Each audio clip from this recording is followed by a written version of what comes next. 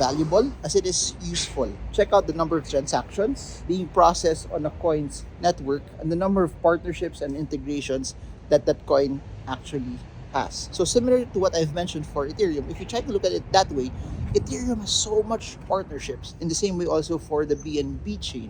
BNB has so much integrations, partnerships, transactions also that's going on. That's so important because when you look at crypto, what will bring massive adoption is the chain or the project or the token or the cryptocurrency or the entire project or the ecosystem as a whole used.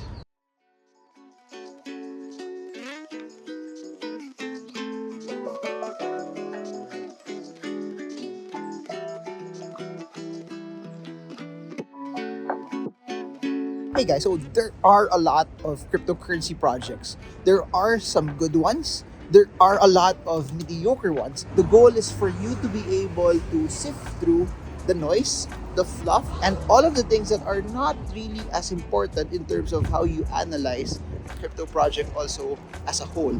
So in this video, I want to talk about 5 things that you can look at if you're trying to analyze and invest into a cryptocurrency project. So number 1, and I've made so much videos about this, look at the market cap. A cryptocurrency's market capitalization is a good indicator of its popularity, liquidity, and overall value. A high market cap indicates a stable and well-established coin and has been widely adopted. So I think there's a lot of merit for going into cryptocurrency projects with larger market caps. It means that there's a lot of investors involved, that it also will take a large issue for it to actually crash or go to zero. But it doesn't mean that it has high market cap that it won't massively go down. Solana has crashed from over 250 to as low as 7 or 8. It has bounced back right now, but it's nowhere near its all-time highs. But what I'm saying is this: the larger the market cap, the more liquid it is. And there's a combination already of retailers in it, and there's also a combination of institutional funds that are in it as well. The larger the market cap also, it tends to note how wide the acceptance of that particular token and coin is, at least from a liquidity standpoint and at least also from a buying and selling standpoint, that it's easier for you also to get out of a position. And what's interesting about something that has a larger market cap also is that it may be easier for you also to find avenues on how you can exchange it and swap it from DEXs to centralized exchanges as well. There are some people who also don't like larger market caps because it limits the upside that you actually have. But it also goes both ways. A larger market cap means that upside might not be as large as compared to a crypto project that's very, very low cap. But in the same way also, it filters out and it prevents you from buying the ones that will drop also massively. I guess the allure of crypto is that there's a large chance that you can see crypto projects move up. But if you're the type of person that wants a bit of stability, then one good way to somehow filter it out is by looking at the ones with larger market caps as well. Number 2 is look at the technology and development. The technology behind a cryptocurrency is key to its success. Look for coins that have a strong development team, a solid technology roadmap, and are actively updating their code. And I think that's one of the merits on why Ethereum, which is a very, very large market cap as well, is one of the most used, one of the most widely accepted cryptocurrency projects. And also, people are saying that it has the ability to flip Bitcoin.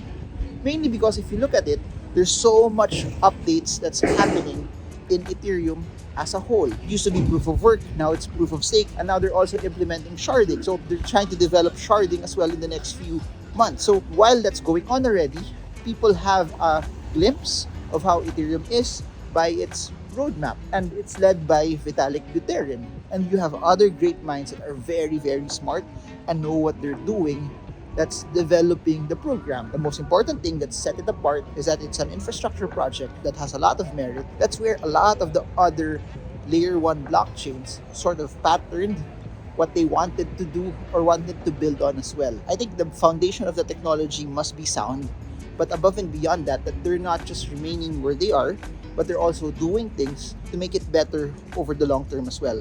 Number 3 is adoption and usage. A cryptocurrency is only as valuable as it is useful. Check out the number of transactions being processed on a coin's network and the number of partnerships and integrations that coin actually has. So similar to what I've mentioned for Ethereum, if you try to look at it that way, Ethereum has so much partnerships. In the same way also for the BNB chain.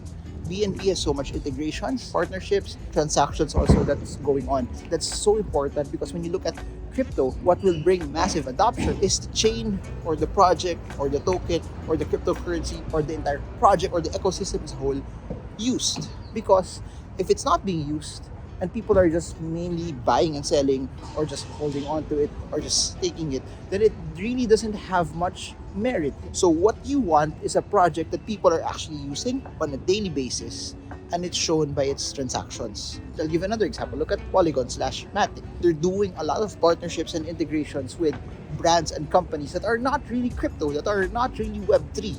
And I think that's what's very, very important because if we want to onboard the next billion users, one of the ways to be able to do that is to try to figure out a way on how traditional companies can actually understand it and be on board with it. And that's what's going to bring massive adoption. And number 4, look at the community sentiment. The sentiment of a cryptocurrencies community can be a good indicator of its future success. Look for communities that are passionate, that are engaged, and positive about the future of the coin. Same example, Ethereum.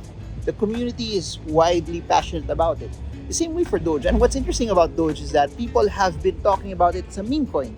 But during the drop, when Terra Luna crashed, and even FTX crashed, people were saying that Doge was going to go to zero. But I think because it had a very, very strong community, at some points it stayed in the top 10 in terms of the largest market caps, or it even stayed in the top 20 of largest market cap. That goes to show how engaged the community is. That goes to show also how much people want to hold and believe in it as well. And the same is true with a lot of the NFT projects that we're seeing. It's the ones that have the most engaged community, the one that has loyal followers and fans that are really slugging it through. And that's why they have staying power. That's why Apecoin has staying power. That's why Bored Ape Yacht Club has staying power. Even Solana, there's been a lot of bad news around it lately because their NFT community has been so strong and transactions are being used there. You see how relevant it has become still in spite of what's going on. So there's power in community because it's the community that will use the token, the project, and ultimately it will lead to more adoption as well.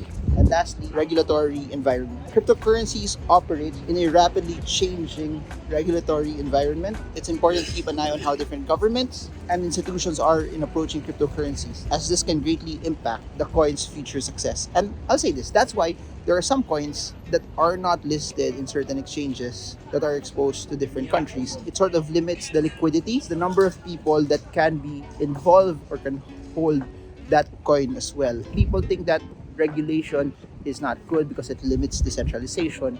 But in a way, if we want this to be used and it will have actual real life effects, there has to be regulation also as part of it. It may not be something that we all want. However, I think there could be something that could be sweet spot in between, that the main benefits of crypto are still there, but in a way that it protects people and steers away bad actors as well. Check out the regulatory climate of that token that you're looking at, because it doesn't make sense also if it gets banned. Please do remember, apart from Bitcoin, all of the other cryptocurrency projects that we have right now are mainly founder-led, are mainly built by a team, and that's why they could easily be hit by certain governments and regulations as well.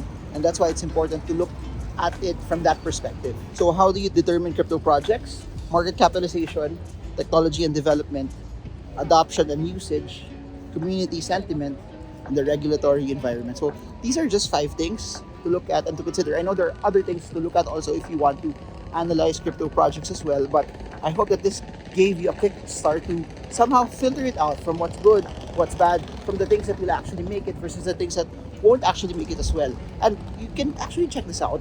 Some of the crypto projects that have been there 5 years ago versus 7 years ago, and you compare their market caps today, a lot of the ones that have been there 7, 8, 9, 10 years ago, they're not maybe in the top 10 anymore. That's how fluid this entire cryptocurrency market space is. That's how changing it is, and that's how evolving it is. It doesn't mean that you jot all these 5 projects, you'll get it right, that they'll have staying power, but at least it points you in the right direction. At least also it somehow will give you a fair chance of spotting something that will have good value over the long term. But it's also important to diversify, not just to YOLO into just one token, coin, or project just because you're so excited about it. There's merit in spreading things around. There's merit in putting it in different projects that have all of these criteria available for you.